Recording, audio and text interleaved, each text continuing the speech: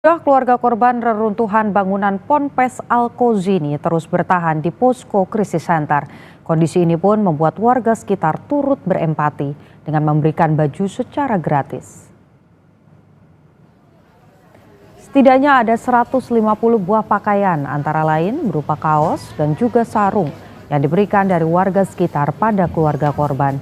Di antara warga yang memberi bantuan adalah Uswatun Riris bersama dengan 3 temannya, saudara. Mereka mengumpulkan dana untuk membelikan baju sesuai kebutuhan keluarga korban. Setelah mendengar kesulitan dari keluarga korban yang kehabisan pakaian karena harus menunggu lama, Uswatun dan juga teman-temannya memilih untuk memberi bantuan berupa baju karena untuk bantuan lain seperti makanan ataupun minuman sudah banyak diberikan oleh warga lainnya.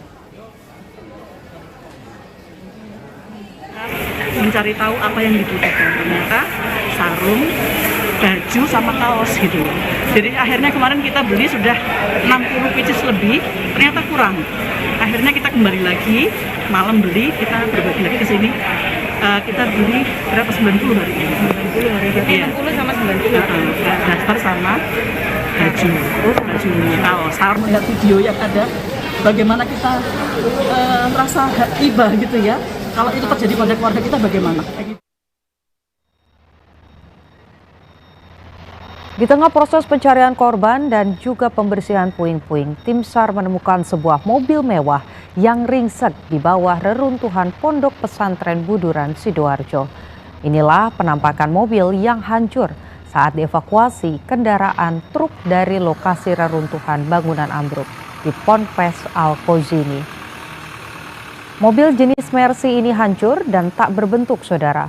Mobil ini ditemukan di samping rumah pengasuh pondok pesantren. Diduga mobil ini milik pengasuh pondok pesantren Buduran. Mobil yang hancur kemudian dipindahkan menggunakan truk ke tempat pembuangan akhir bersama dengan puing-puing bangunan lainnya.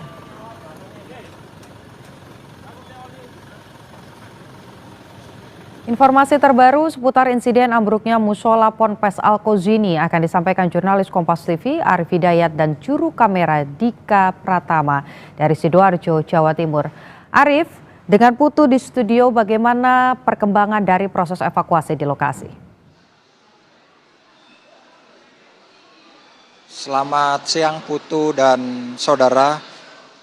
7 hari sudah Pondok Pesantren Al-Kozini Buduran Sidoarjo ini runtuh dan 7 hari pula proses pencarian dan evakuasi dilakukan oleh tim SAR gabungan.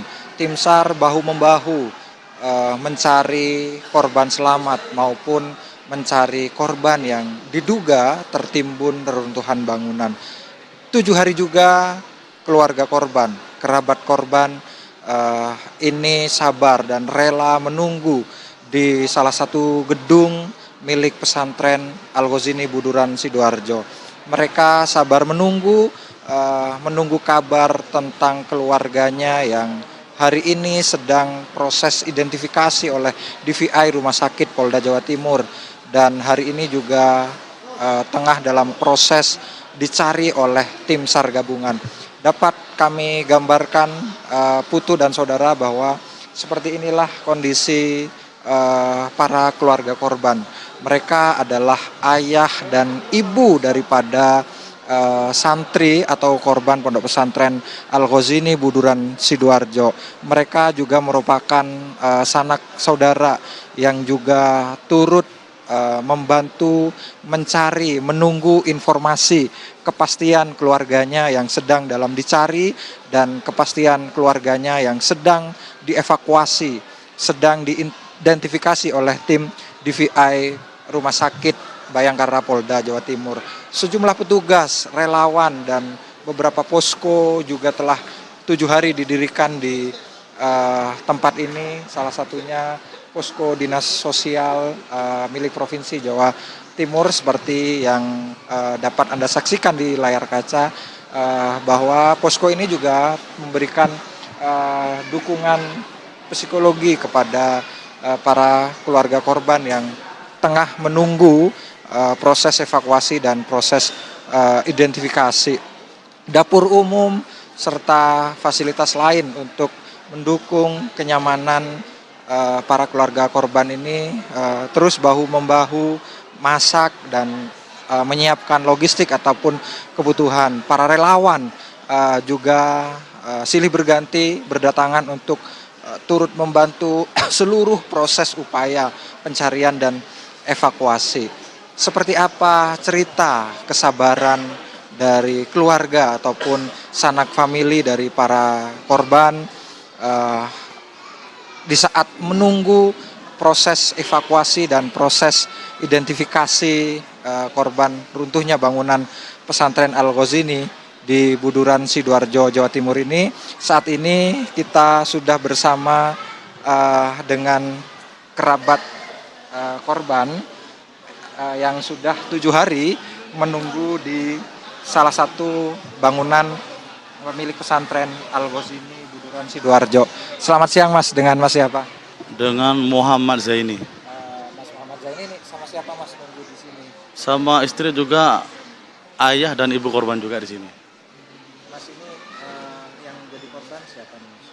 Anak dari adik saya, Keponakan. ponakan. Mas gimana ceritanya bisa sampai di sini?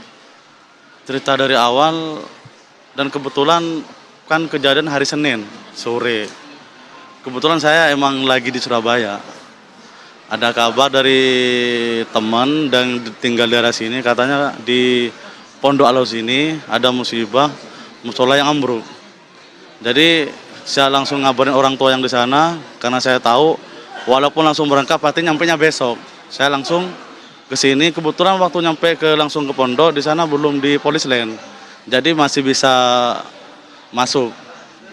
Cuman pas 8 malam 9 jam Senin malam Selasa itu sudah nggak boleh. Akhirnya kita lari ke rumah sakit, ngecek ponaan apakah sudah masuk terdata di sana, ternyata masih belum sampai sekarang. Kalau boleh tahu siapa namanya Mas? Muhammad Aziz Pratama Yudhistira. Usianya Usia kelas 2 SMA, Mas. sudah berapa tahun mondok di sini? Mau berjalan 5 tahun. 5 tahun.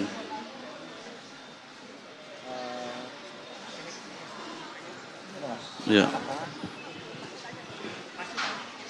Ini juga sama istri, sama keluarga besar juga menunggu dengan sabar di sini. Bagaimana dengan pekerjaan di rumah Mas yang ditinggalkan? Kalau pekerjaan apa namanya ya? Kita kebetulan saya sendiri kerja sebagai pedagang. Jadi nggak ada terikat sama orang. Kalau kerjaan mungkin masalah rezeki masih bisa dicari besok-besok lah. Yang penting saya fokus keluarga di sini sampai korban atau ini betul-betul sudah keluar.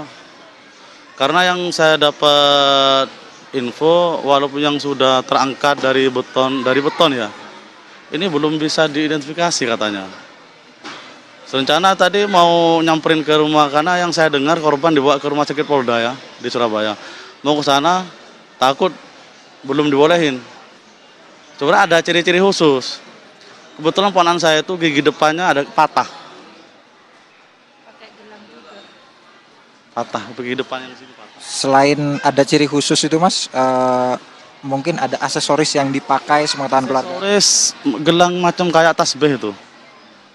Cuman kalau yang gelang saya nggak bisa mastiin, takutnya waktu kejadian takutnya nggak dipakai, takutnya begitu.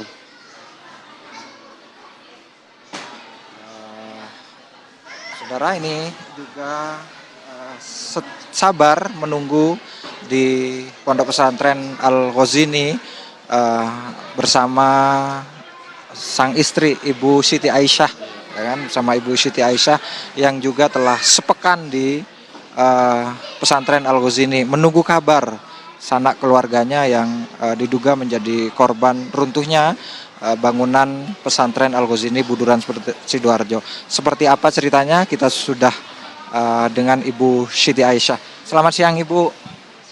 Mohon maaf mengganggu waktunya. Bu Siti Aisyah sudah berapa lama di sini dan bagaimana dengan keluarga di rumah, dengan pekerjaan di rumah yang ditinggalkan? Ya kalau saya udah di sini udah seminggu Mas, gitu. Kalau soal pekerjaan di rumah ya gimana lagi ya, kalau ponakan belum sampai ketemu kan kita juga was-was gitu loh Mas. Ya kita cuman izin aja ke pabrik gitu aja. Gitu. Harapannya seperti apa ini Bu? Ini sudah 7 hari proses pencarian dan mungkin ada doa khusus yang dipanjatkan untuk keponakan tercinta. Ya kalau bisa sih segera secepatnya ketemu Mas. Udah 7 hari soalnya di sini Mas gitu. Kasihan orang tuanya gitu menunggu dari pertama nggak ada hasilnya gitu.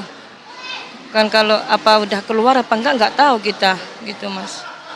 Ya mudah-mudahan segera ketemulah Mas. Secepatnya kalau dia emang dia meninggal secepatnya kita kubur gitu. Untuk perbekalan Bu selama menunggu di sini apakah cukup atau bagaimana?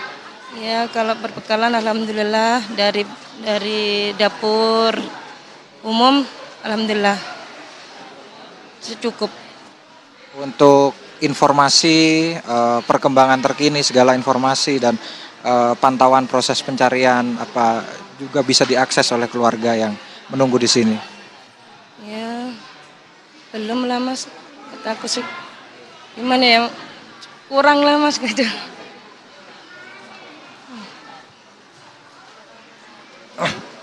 Ya, Putu dan saudara, seperti itu tadi cerita dari salah satu keluarga korban yang telah sepekan menunggu di Pondok Pesantren Al-Ghazini Buduran Sidoarjo. Terima kasih Mas Muhammad Zaini dan terima kasih Ibu Siti Aisyah. Kami turut berduka dan turut mendoakan semoga keluarga dari Bapak Muhammad Zaini dan Ibu Siti Aisyah dapat segera ditemukan atau dapat segera teridentifikasi. Saudara, proses pencarian di Pondok Pesantren Al-Ghazini Buduran Sidoarjo Jawa Timur ini memang steril begitu atau tertutup untuk umum.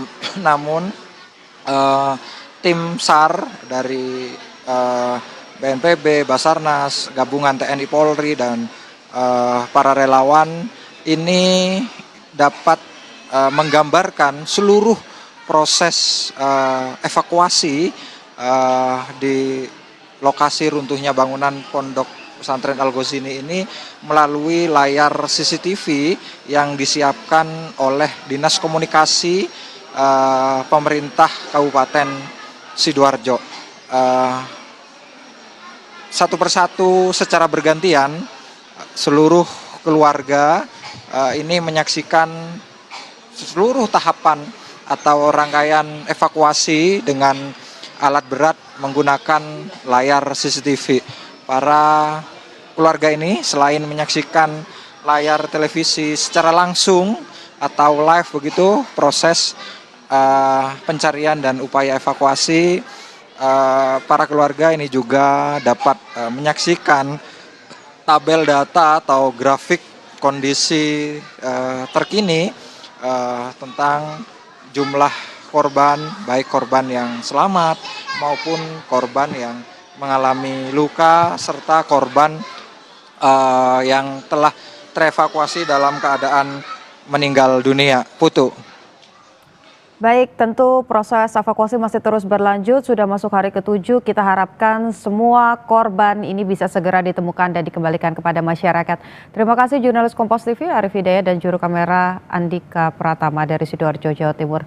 Breaking News Kompas TV, saudara, jeda sejenak dan informasi lainnya akan hadir.